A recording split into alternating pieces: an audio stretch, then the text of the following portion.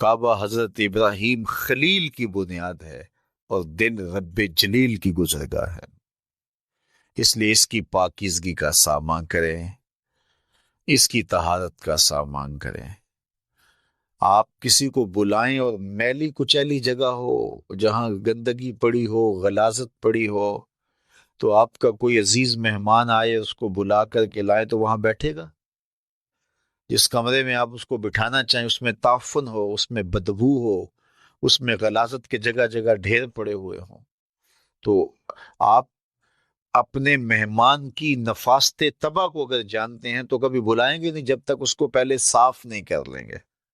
کئی لوگ کہتے ہیں جی ہمارا جی چاہتا ہے کہ آپ کو بلائیں، لیکن ابھی ہماری گلی بہت گندی ہے، ہمارے گھر میں ابھی کام ہو رہا ہے، جب کام ہو جائے گا تو پھر ہم آپ کو بلائیں گے۔ ہم شادی اس لیے لیٹ کر رہے ہیں کہ مہمانوں نے آنا ہے، تو ابھی ہمارے مسئلے چل رہے ہیں۔ یہ کئی لوگ بائی پاس کی وجہ سے شادیاں روکے ہوئے تھے، وہ کہتے تھے وہ راستہ نہیں ہے۔ تو آپ کسی مہمان کو بلاتے ہیں تو اس کے لیے اچھی جگہ کا ارینج کرتے ہیں، اور اگر وہاں ڈھیر گندگی اور غلاظت کے پڑے ہوں تو مہمان کو آپ بھی نہیں بلاتے، اور اگر آپ یہ غلطی کر بھی لیں گے تو مہمان آپ کے بارے میں کیا رائے قائم کرے گا، اور وہ ناراض ہو کے چلا جائے گا کہ آپ کتنے بدتمیز ہیں کہ آپ نے مجھے بلایا اور گھر میں غلاظت کے ڈھیر پڑے ہوئے ہیں۔ اللہ اکبر! لیکن اگر آپ گھر کو مصفح کرتے ہیں، مزکہ کرتے ہیں، صاف کرتے ہیں، ستھرا کرتے ہیں، قالین بچھاتے ہیں، عطر چھڑکتے ہیں، تو پھر آپ کہتے ہیں جناب اب تو آئیے نا، اب ماحول میں خوشبوئیں پھیلی ہوئی ہیں۔ تو اگر دل میں حسد ہے، حقد ہے، بغض ہے، کینے ہیں، نفرتیں ہیں، یہ گندگی اور غلاظتوں کے ڈھیر لگے ہیں، اور پھر یہ چاہیں کہ مالک کے پھیرے دل میں ہوں، تو کیسے ہوں گے؟ وہ تمہارے دل میں، میرے دل میں آئے گا جب دل میں اتنی غلاظتیں پڑی ہوں گی؟ نہیں، یہ سارے ڈھیر اٹھائیں، دل کو مزکہ کریں، مصفح کریں، پھر اشکوں کا چھڑکاؤ کریں۔ اللہ اکبر! پھر پیار کے مخملی قالین ڈالیں۔ اللہ اکبر! الفتوں کے گاؤ تکیے لگائیں، اور پھر آواز دیں، ہر تمنا دل سے رخصت ہو گئی، اب تو آجا، اب تو خلوت ہو گئی۔ پھر محبوب کو بلائیے تو پھر دیکھیے کہ محبوب جلوہ فراز ہوتا ہے کہ نہیں ہوتا ہے۔ رسول کریم نے ارشاد فرمایا، جو میں دیکھتا ہوں وہ تم نہیں دیکھتے، اور جو میں سنتا ہوں وہ تم نہیں سنتے۔ اللہ نے نبی علیہ السلام کو جو سماعت عطا کی ہے، ہم اپنی سماعت کو اس پہ قیاس نہیں کر سکتے، اور اپنی بصارتوں کو اور اپنی سماعتوں کو نبی کی سماعتوں کے برابر ٹھہرانا بہت بڑی حماقت ہوتی ہے۔ اللہ نے نبیوں کو فراواں شانیں عطا کی ہیں، اور وہ ان کا مقصوم ہے۔ تو میرے حضور نے فرمایا، جو میں دیکھتا ہوں وہ تم نہیں دیکھتے، جو میں سنتا ہوں وہ تم نہیں سنتے۔ آگے فرمایا کہ اللہ کی قسم، جو میں جانتا ہوں وہ اگر تم جان لیتے تو تم بہت کم ہنستے، بہت زیادہ روتے، تم جنگلوں میں دوڑ جاتے، اور تم اللہ تعالیٰ کی پناہ میں آنا چاہتے، یا اللہ ہمیں بچا لے، جنگلوں میں بھاگتے پھرتے، آنکھوں میں آنسوؤں کی لڑیاں ہوتی، چیختے ہوتے، روتے ہوتے، اگر جو میں جانتا ہوں اگر تم جان لیتے۔ قال ابو ذر، حضرت ابو ذر اس حدیث کو روایت کرنے کے بعد فرمایا، کاش کہ میں درخت ہوتا اور کاٹ دیا گیا ہوتا، میں درخت ہوتا، جانور کھا گئے ہوتے۔ اللہ اکبر! مائے نی مینو کانو جمی، تے درداں کیتی مار نکمی، کہ دے اگے کڈاں ابالے نو، کوئی آکھے زلفاں والے نو۔ تو کہا کاش کہ میں درخت ہوتا اور کاٹ دیا ہوتا۔ حضرت عمر رضی اللہ تعالیٰ عنہ ایک کچی اینٹ اٹھاتے ہیں، پھر نیچے رکھ دیتے ہیں، پھر اٹھاتے ہیں، پھر رکھ دیتے ہیں، اور پھر کہتے ہیں کاش کہ میں یہ اینٹ ہوتا۔ حضرت سیدنا صدیق اکبر رضی اللہ تعالیٰ عنہ درخت کے نیچے بیٹھے تھے، ایک چڑیا ایک شاخ سے اڑ کے دوسری شاخ پہ جاتی، وہاں سے اڑ کے پھر دوسری شاخ پہ آتی، تو حضرت صدیق اکبر رو پڑے، کہا چڑیا کتنی موج میں ہے، جس شاخ پہ چاہے بیٹھتی ہے، اور قیامت کے دن تیرا حساب بھی نہیں ہوگا۔ کہا پھنسے تو ہم ہیں۔ رسول کریم صلی اللہ علیہ وآلہ وسلم سے لوگوں نے کہا حضور آپ بوڑھے ہو گئے۔ حضور کی مبارک داڑھی میں سفید بال، سر انور میں بھی سفید بال، اگرچہ ان کی تعداد محدود تھی لیکن ظاہر ہوئے۔ کہا سورہ ہود اور اس کی مماثل صورتوں نے مجھے بوڑھا کر دیا ہے، کیونکہ ان صورتوں میں اللہ کے عذابوں کا ذکر ہے، آخرت کا ذکر ہے۔ یہ وہ بابرکت وجود ہیں، وہ بابرکت ذات ہیں کہ جن کے دامن پہ گناہ کا ایک دھبا بھی نہیں ہے۔ اور میں اور آپ اپنے آپ کو دیکھیں تو ہم کہاں کھڑے ہیں۔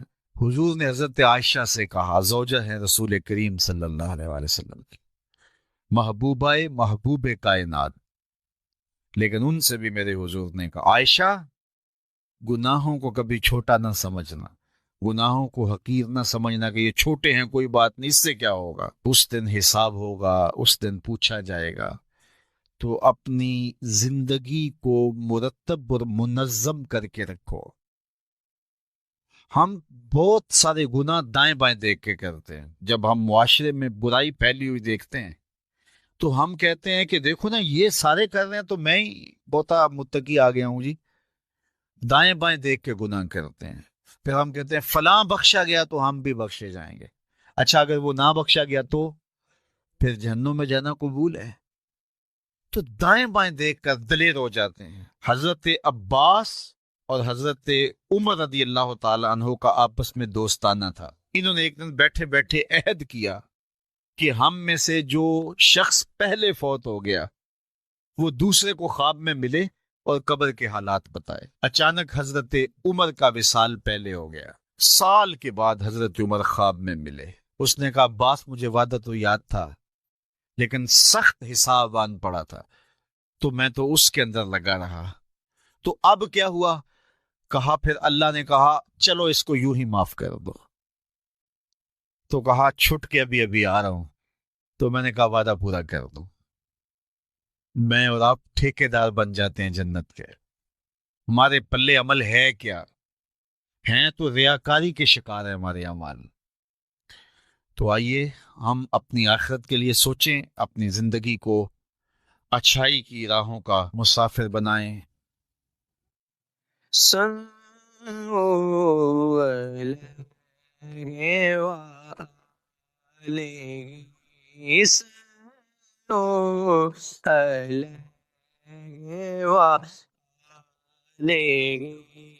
جسے جا دے مولا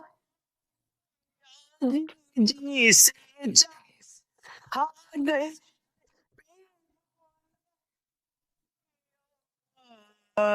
حضرت عبداللہ بن عمر بن عاص رضی اللہ تعالی عنہ سے ایک روایت مروی ہے، فرماتے ہیں کہ رسول اللہ صلی اللہ علیہ وآلہ وسلم نے ارشاد فرمایا اِنَّ هَذِهِ الْقُلُوبَ تَصْدَعُ كَمَا يَصْدَعُ الْحَدِيدُ اِذَا أَصَابَهُ الْمَاءُ، کہ دلوں کو بھی زنگ لگ جاتا ہے جس طرح کہ لوہے کو زنگ لگ جاتا ہے۔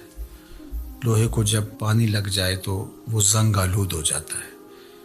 اسی طرح گناہوں کے سبب غفلتوں کی وجہ سے دل بھی زنگ آلود ہو جاتے ہیں۔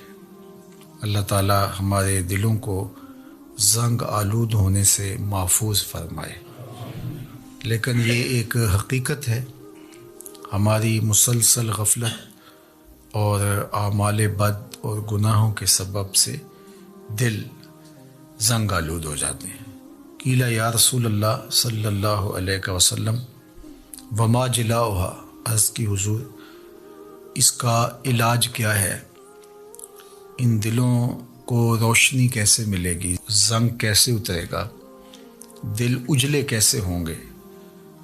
تو اللہ کے محبوب علیہ السلام نے ارشاد فرمایا قال کثرت ذکر الموت و تلاوت القرآن، کثرت کے ساتھ موت کو یاد کرنا اور قرآن مجید کی تلاوت کرنا، یہ دو ایسے عمل ہیں کہ جو دلوں کا زنگ اتار دیتے ہیں۔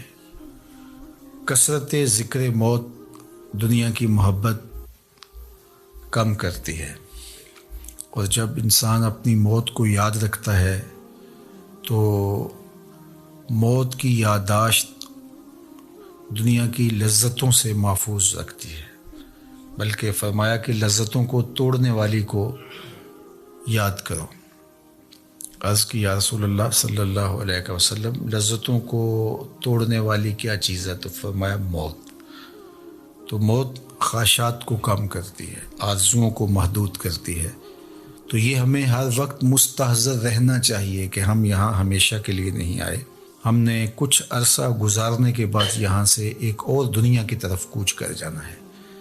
یہ جب ہمارے تصور میں رہے گا اور ہم اس سے غافل نہیں ہوں گے تو پھر کبھی بھی ہم اللہ کی نافرمانی کی طرف نہیں آئیں گے، بلکہ اچھے اعمال کی طرف ہی ہماری رغبت ہوگی۔ دوسری چیز جو دل کو ستھرا کرتی ہے، دل کا زنگ اتارتی ہے اور اللہ کی معرفت کا رنگ دیتی ہے، وہ ہے تلاوت کلام مجید۔ تلاوت کلام مجید اللہ جل شانہ کا ایک ایسا انعام ہے اس امت کو جو دیا گیا، جو ہم راتوں کی تنہائیوں میں اور دن کے اجالوں میں کرتے ہیں۔ ہماری نمازوں کے اندر قرآن مجید کی تلاوت کو رکھا گیا، ہمیں قرآن مجید کی تلاوت کی ترغیب دی گئی، تو یہ اللہ کا کلام ہے، اور اللہ کے کلام کی جو تاثیرات ہیں وہ دلوں کو نور بخشتی ہیں۔ تو جب دل قرأت قرآن سے، تلاوت کلام مجید سے، قرآن مجید میں غور و فکر اور تدبر کرنے سے دلوں کو معرفت الہیہ نصیب ہوتی ہے اور دلوں کو نور ملتا ہے، دل اجلے ہو جاتے ہیں اور پاکیزہ ہو جاتے ہیں۔ تو یہ دو چیزیں اس حدیث پاک میں بیان فرمائی گئی جو دلوں کا زنگ اتارتی ہیں، ایک کثرت کے ساتھ موت کو یاد کرنا، اور دوسرا قرآن مجید کی تلاوت کرنا۔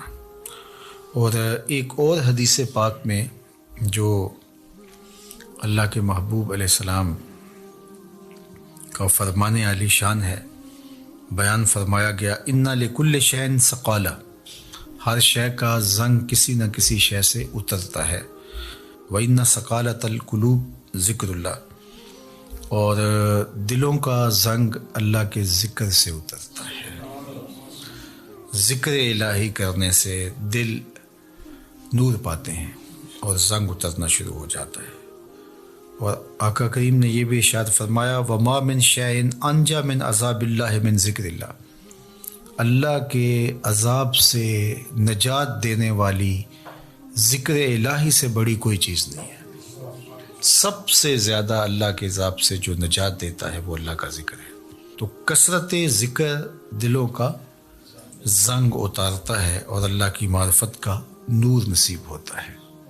حضرت یحییٰ بن معاذ رضی اللہ تعالیٰ عنہ فرماتے ہیں کہ دل زنگ آلود ہو جائیں، بیمار پڑ جائیں اور غفلت کے مرض میں مبتلا ہو جائیں تو 5 اشیاء ایسی ہیں جو دلوں کو شفا دیتی ہیں، دلوں کا علاج ہے اور دلوں کو جلا بخشتی ہیں۔ تو فرمایا سب سے پہلے تو قراءۃ القرآن بالتفکر، تفکر کے ساتھ قرآن مجید کی تلاوت کرنا، جو کہ حدیث پاک میں ابھی آپ نے سماعت کیا۔ اور دوسرا فرمایا وخلاء البطن، اور پیٹ کا خالی ہونا۔ بھرے ہوئے پیٹ غفلت کا سبب بنتے ہیں، اس لیے کثرت کے ساتھ روزے رکھنے چاہیے۔ روزہ اللہ جل شانہ کی قربت کا ذریعہ ہے اور تقوی کا نور دیتا ہے اور باطن کی جلا کا سبب اور ذریعہ ہے۔ تیسری بات فرمائی وقیام اللیل، راتوں کو قیام کرنا، جب دنیا سو جائے مصلی بچھا لے اور اللہ کے حضور آہوزاری کریں اور اللہ کے حضور سجدہ ریزیاں کریں، قیام اور رکوع سے اپنے روٹھے ہوئے رب کو منائیں۔ اس سے دلوں کے زنگ اترنا شروع ہو جائیں گے اور دل اللہ کی معرفت کا رنگ پکڑنا شروع کر دیں گے۔ اور چوتھی چیز انہوں نے بیان فرمائی وَالتَّضَرُّعُ عِنْدَ السَّحَرِ، سحری کے وقت مصلی کے اوپر بیٹھ کے رونا، سحری کے وقت مصلی بچھا لیں اور اللہ کے حضور آہوزاری کریں. قیام میں رونا، سجدوں میں رونا، رکوع میں رونا، دعاؤں میں آہوزاری کرنا، مصلی بچھا کے اس پہ بیٹھ کے دعائیں کرنا، اللہ کے حضور تضرع کرنا، اللہ کے حضور زاری کرنا. اور یہ اس قدر مفید ہے دلوں کی جلا کے لیے، باطن کی ستھرائی کے لیے، روحوں کی پاکیزگی اور عفت کے لیے، اور من کی روشنی کے لیے، کہ یہ تجربہ آپ کر کے دیکھیں کہ آپ سحری کے وقت اٹھ جائیں اور اللہ کے حضور سجدہ ریز ہوں. اور وہ وقت ہی ایسا ہوتا ہے کہ جب آپ وضو کر کے مصلی پہ آتے ہیں تو خود بخود آنسو ڈھلنے لگ جاتے ہیں. ایک درد اور کیفیت ان لمحوں کے اندر رکھی گئی ہے. اور پانچویں چیز جو ارشاد فرمائی گئی، وَمُجَالَسَةُ الصَّالِحِينَ، نیک لوگوں کی صحبت. حضرت مجدد الفسانی علیہ رحمہ فرماتے ہیں کہ نیک لوگوں کی صحبت کبریت احمر کا درجہ رکھتی ہے، سرخ گندک کی طرح ہے، اور ان کی صحبت دلوں کو پاک کرتی ہے، صفائی دیتی ہے، ستھرائی دیتی ہے. اور آج کی تاریخ میں دنیا اس بات کو تسلیم کرتی ہے کہ جو لوگ موجود ہوتے ہیں ان کے ابدان سے کچھ شعائیں نکلتی ہیں، حتیٰ کہ کافر کے اندر سے بھی کچھ شعائیں نکلتی ہیں جو اپنے پاس بیٹھنے والوں پر اثر انداز ہوتی ہیں. تو اسیری لہریں نکلتی ہیں مختلف لوگوں کے وجود سے. تو اگر وہ اچھا ہوگا تو اس کے اثرات لوگوں کے اوپر مرتب ہوں گے، اور اگر وہ برا ہوگا تو اس کے اثرات برے اس کے اوپر مرتب ہوں گے. اور یہ ایسا تجربہ ہے کہ جو آپ کر سکتے ہیں. اچھے لوگوں کی صحبت میں بیٹھنا اٹھنا شروع کریں، خود بخود آپ محسوس کریں کہ ایک اندر کچھ اتر رہا ہے، نور اتر رہا ہے، روشنی اتر رہی ہے. اچھے لوگوں کی صحبت میں بیٹھ کر رغبت دنیا کم ہوتی ہے، رغبت آخرت بڑھ جاتی ہے. انسان اپنا محاسبہ کرنے لگ جاتا ہے، نیکی کی طرف اس کے قدم اٹھنے لگ جاتے ہیں، برائی سے رکنا شروع کر دیتا ہے. اور برے لوگوں کی صحبت میں بیٹھنا شروع ہوں گے تو آپ کی نمازیں چھوٹنے لگ جائیں گی، آپ کی نظر میں ناپاکیزگی آنے لگ جائے گی، آپ کی سوچوں میں آوارگی آنے لگ جائے گی، طلب دنیا بڑھنا شروع ہو جائے گی، تکبر، رعونت، غرور، یہ سب کچھ اترنا شروع ہو جائے گا برے لوگوں کی صحبت سے. اس لیے برے لوگوں کی صحبت سے ایسے بھاگا جائے جیسے کسی موذی جانور سے بھاگا جاتا ہے. رومی نے تو کیا خوب کہا کہ تا توانی دور شو از یار بد، یار بد بدتر بود از مار بد. کہا جہاں تک ممکن ہو برے یار سے دور رہے، اور پھر فرمایا کہ برا یار برے سانپ سے بھی برا ہے. وہ کیوں؟ کہا کہ سانپ لڑتا ہے تو جان لیتا ہے، برا یار لڑتا ہے ایمان لیتا ہے، آخرت برباد کر دیتا ہے. اس لیے اچھے لوگوں کی صحبت کو تلاش کرنا چاہیے، اور اچھے لوگ مل جائیں تو ان کی صحبت کو غنیمت سمجھنا چاہیے. مجھے واصف علی واصف مرحوم کا ایک جملہ یاد آیا. انہوں نے کہا تھا جس شخص کے بارے میں تمہیں شک ہونا کہ اللہ کے قریب ہے اس کے نیڑے لگ جاؤ. تمہیں شک بھی پڑ جائے کہ یہ بندہ اللہ کے قریب ہے تو پھر اس کے نیڑے لگ جاؤ، اس کی غلامی اختیار کر لو، اس کی نوکری اختیار کر لو، اس کی صحبت اختیار کر لو. تو یہ 5 چیزیں حضرت یحییٰ بن معاذ فرماتے ہیں کہ اجڑے ہوئے دلوں کو آباد کر دیتی ہیں، بیمار دلوں کے لیے پیام شفا ہے، اور دلوں کے زنگ اتار کے اللہ کی معرفت کا رنگ دیتی ہیں. اور ان میں سے قراءۃ القرآن بالتفکر، دوسرا خلاء الباطن، تیسرا قیام اللیل، اور چوتھا التضرع عند السحر، اور 5واں مجالسۃ الصالحین، نیک لوگوں کی مجلس صحبت. میاں صاحب نے بھی کہا تھا صحبت مجلس پیر میرے دی بہتر نفل نمازوں، ہک ہک سخن شریف سونے دا کردہ محرم رازوں. اللہ اکبر. چونکہ ظاہر ہے جو خیر پر مشتمل بندہ ہوگا تو وہ جب بھی بیٹھے گا خیر ہی بانٹے گا. الاناؤ یترشع بما فیہ، برتن سے وہی ٹپکتا ہے جو برتن کے اندر ہو. تو کسی اچھے آدمی کی صحبت میں آپ بیٹھیں گے تو وہ خیر ہی دے گا، وہ آپ کے لیے رحمت کا سبب ذریعہ بنے گا. اور برا آدمی چونکہ اس کے اندر ہی شر ہے، اس کے اندر ہی برائی ہے، تو وہ خیر دے ہی نہیں سکتا چونکہ اس کے اندر ہے ہی نہیں، تو اس کے اثرات ضرور مرتب ہوں گے۔ اور اللہ کے محبوب علیہ السلام نے اچھے جلیس اور برے جلیس کی مثال دی کہ جو اچھا جلیس ہے، فرمایا اس کی مثال عطر بیچنے والے کی ہے، یا تو وہ آپ کو تحفہ دے دے گا، جس طرح کہ عطر بیچنے والوں کی عادت ہوتی ہے کہ وہ تحفہ دیتے ہیں، یا پھر اس سے آپ خرید لیں گے، آپ کو عطر اچھا لگے گا، انسانی طبع کو خوشگوار لگتا ہے تو آپ کہیں گے کہ یہ مجھے دے دیجئے۔ اور تیسری بات فرمائی کہ اگر نہ وہ تمہیں ہدیہ کرے اور نہ تم خرید سکو